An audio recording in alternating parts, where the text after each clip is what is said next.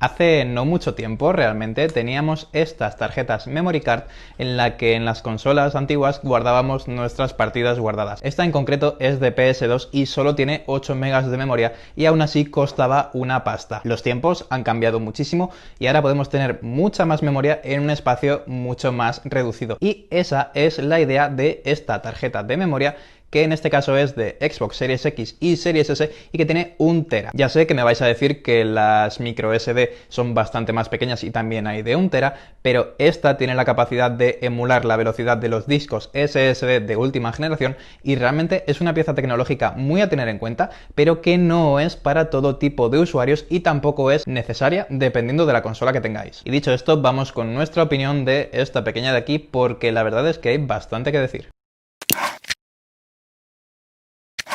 Vamos a empezar diciendo que cuesta 250 euros, aunque ya hemos visto alguna rebaja por unos 230 o algo así. Y aunque es cara porque toda la tecnología propietaria realmente es bastante cara, esta tarjeta solo nos va a servir en Series X y Series S de momento y está fabricada por Seagate. Realmente cuando pasamos a ver las características y el rendimiento empezamos a entender el porqué del precio. Tenemos 1 terabyte que realmente se queda en unos 920 gigas y como veis tenemos una especie de tapita porque se trata de un dispositivo que podemos llevar a una consola de un amigo o a una segunda consola que tengamos en casa, y con la tapita es como protegemos los pines de conexión. Como digo, se trata de un dispositivo muy compacto y está cargado de tecnología porque tenemos 1 tera de capacidad que tiene la misma velocidad que el SSD interno tanto de Series X como de Series S, que como vimos en los análisis de las dos consolas son realmente rápidos tanto en la carga de juegos como en la descarga a través de la fibra óptica. No hemos abierto la tarjeta, pero como os dejamos en el análisis de la web, sabemos que tiene un montón de pasta térmica en el interior y además tiene un controlador PCI Express 4.0, que es uno de los estándares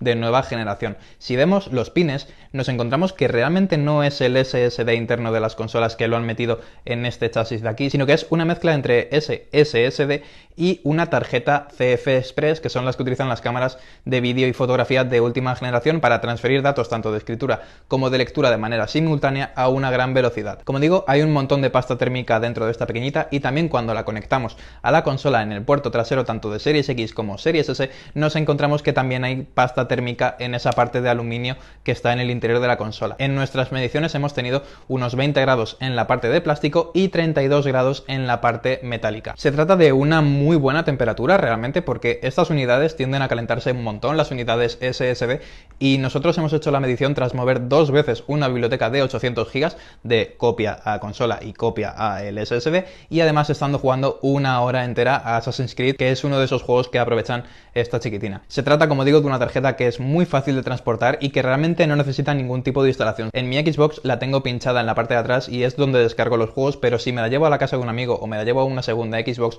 lo único que tengo que hacer para jugar a esos juegos que están aquí dentro es introducir la tarjeta, obviamente, y meter mi cuenta principal con la que he comprado esos juegos digitales. Si son los juegos físicos, ya sabéis que necesitáis el disco físico porque aunque nosotros tengamos el soporte físico, ese juego se instala en la tarjeta. Y dicho esto, vamos con lo más interesante, que creo que son las comparativas y las pruebas. Ya hemos dicho que tiene una capacidad de transmisión de 2,4 GB por segundo en archivos comprimidos y 4,8 GB por segundo en archivos descomprimidos. Es exactamente la misma que encontramos en el SSD interno tanto de Series X como de Series S, y la primera prueba que hemos hecho realmente no tiene mucho valor porque no vamos a estar todo el día moviendo juegos de una unidad a otra, pero hemos comparado esta unidad con un SSD y un HDD externos para que veáis cuál es la velocidad de transferencia de datos entre ambas unidades, y aunque realmente es algo que no vamos a estar haciendo en el día a día, sí que deja de manera palpable esa diferencia de velocidad entre los distintos estándares. La idea de Microsoft es que tengamos la misma experiencia jugando tanto desde esta unidad como desde el SSD interno, y hemos probado uno de los juegos más exigentes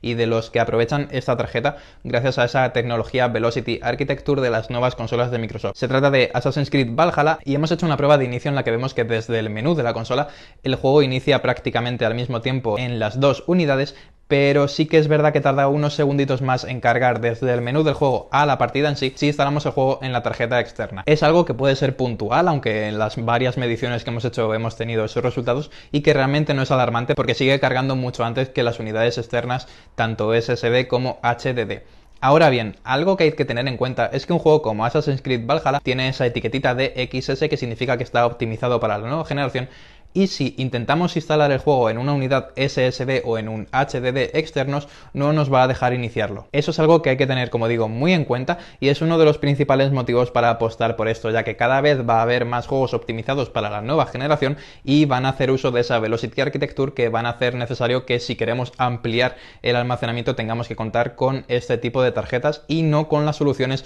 USB 3.1 como el SSD o el HDD externo que teníamos hasta ahora. Si queremos, obviamente podemos tener esas unidades que son más lentas para los juegos que no están optimizados, para así liberar tanto la tarjeta como el SSD interno. Si probamos un juego que no está optimizado para las nuevas consolas, como por ejemplo A Plague Tale, tenemos unos tiempos de carga muy similares entre el interno y la tarjeta, y ya empezamos a ver esas diferencias tanto entre un SSD externo como un HDD externo. Y es que, por ejemplo, mientras que el SSD interno y la tarjeta están alrededor del 31 segundos de carga, el SSD externo se va a los 34 segundos. Es verdad que no es mucho, pero si nos vamos a un HDD externo, tenemos 50,48 segundos de carga en este A Plague Tale. Y algo que también nos permite hacer esta tarjeta es iniciar la consola desde el reposo y saltar a la partida inmediatamente sin ningún tipo de tiempo de carga. Lo hemos probado con Doom Eternal, por ejemplo, y la respuesta es inmediata y exactamente igual que la que tenemos en el SSD interno. Pero además también podemos utilizar esa función Quick Resume, que es bastante interesante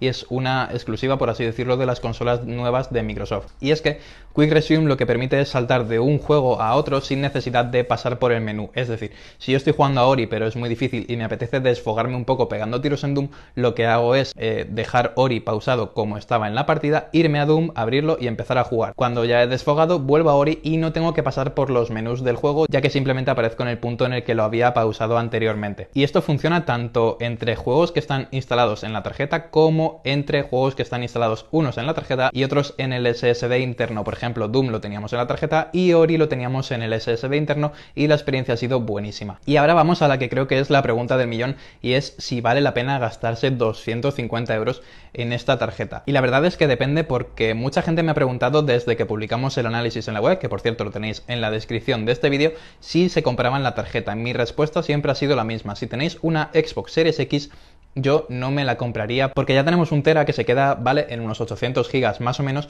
pero no está mal. Lo único que hay que hacer es aprender a administrarse las descargas y no descargar como locos un montón de juegos digitales. La cosa cambia si tenemos una Xbox Series S. Y es que es una consola no por el hecho de ser digital, porque aunque Series X no es digital, tenemos que instalar todos los juegos, tanto los físicos como los digitales, pero Series S es una consola que invita muchísimo a probar y a descargarse continuamente juegos de Game Pass. Y el SSD interno tiene unos 512 GB de capacidad, que se queda en 300 GB y pico, y con 300 GB y pico, como os conté en el análisis de la consola, se queda bastante corto. Y ahí sí veo bastante necesario comprar este tipo de tarjetas, porque vamos a tener más de 900 GB extra de almacenamiento y además con la misma velocidad y las mismas características de Xbox Velocity Architecture y ese Quick Resume que encontramos en el SSD interno. Si os llama mucho la atención, si creéis que lo necesitáis tanto para Series X como para Series S, pero no tenéis el dinero, os recomiendo que no desesperéis, esperad un poquito, porque seguramente habrá bajadas de precio y a lo mejor Microsoft abre ese contrato que tienen con Seagate y a lo mejor otros fabricantes empiezan a fabricar este tipo de memoria, lo cual abarataría el precio lógicamente de todas las unidades. Nosotros ya hemos puesto ahí los datos, los tiempos de carga, los tiempos de transferencia y esas características como Quick Resume o Velocity Architecture, y os decimos lo de siempre: si os ha gustado el análisis, dad un like, suscribíos para tener más vídeos, dejadnos cualquier duda o cualquier sugerencia que tengáis en los comentarios y nos vemos en el siguiente vídeo. Hasta luego.